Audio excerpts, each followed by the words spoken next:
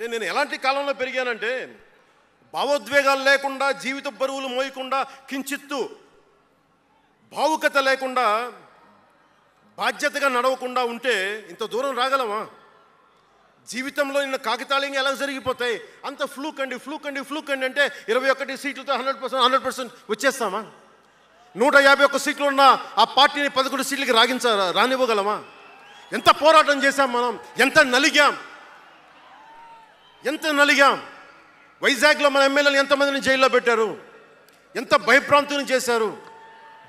బయటికి వస్తే ఆ రోజు నన్ను అందరూ అడిగారు, మీరు వెంటనే ప్రధానమంత్రి గారికి చెప్పండి, ఫోన్ చేయండి, మీకు తెలుసు కదా అంటే నేను ఒకటే అన్నా, ప్రజల్ని కాపాడటానికి వచ్చాను నేను, నన్ను కాపాడమని ఎవరిని నేను అడగను, ప్రధానమంత్రి గారైనా సరే.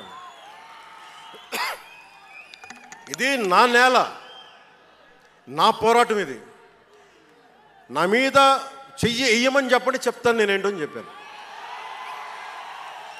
అంటే నేను ఎవరో వస్తారని నేను ఎప్పుడు చేయను, నేను ఎంత నిలబడగలను అదే నా మెజర్ అంతే.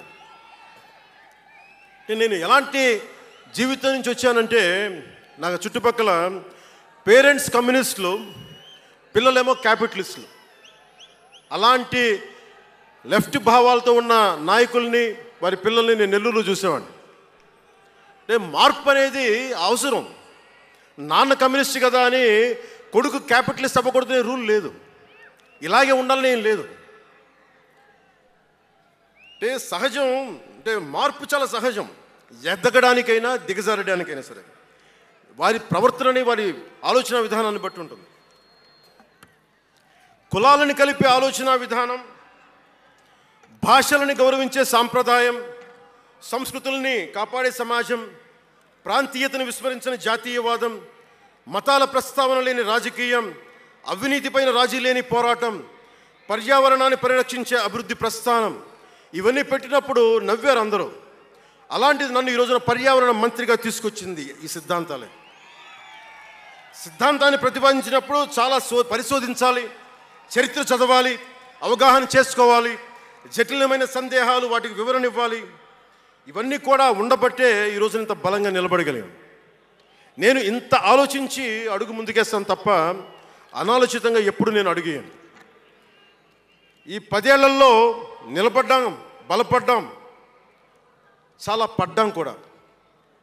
సమాజ తీరుతెన్నులు ఎలా ఉంటాయి అని ఆలోచించేటప్పుడు నన్ను బూతులు తిట్టినా, ఆ తిట్టిన వాటిని ప్రసార మాధ్యమాల్లో ప్రసరింపజేసి డిబేట్లు పెట్టి వీళ్ళకి నా జీవితం తప్ప ఇంకేమి లేవా, కనిపించవా అనుకునేవాడిని.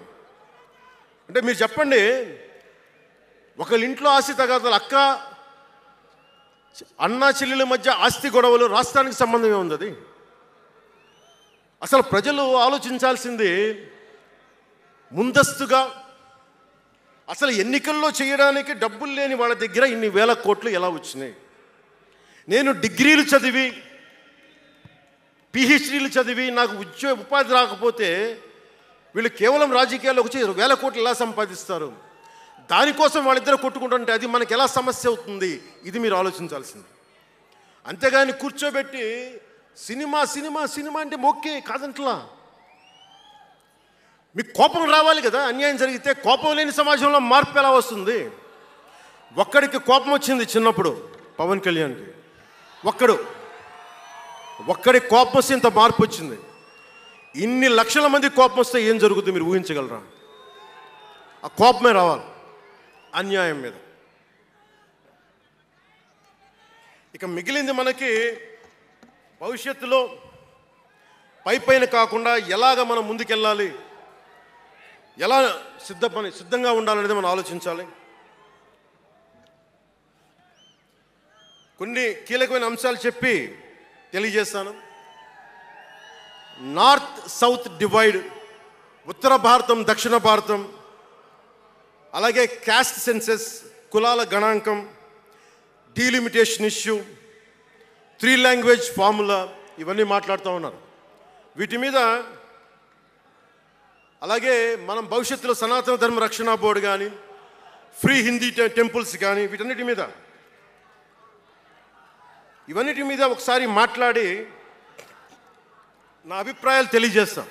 ఎందుకంటే దిశానిర్దేశం, భవిష్యత్తుకి దిశానిర్దేశం చేయాల్సిన సమయం ఇది. అందుకని మీకు కొంచెం ఓపికగా వినండి ఇది. ఎందుకంటే ఇది సరదాలకి అల్లర్లకి సమయం కాదు, ఇది భవిష్యత్తుని నిర్దేశించే సమయం.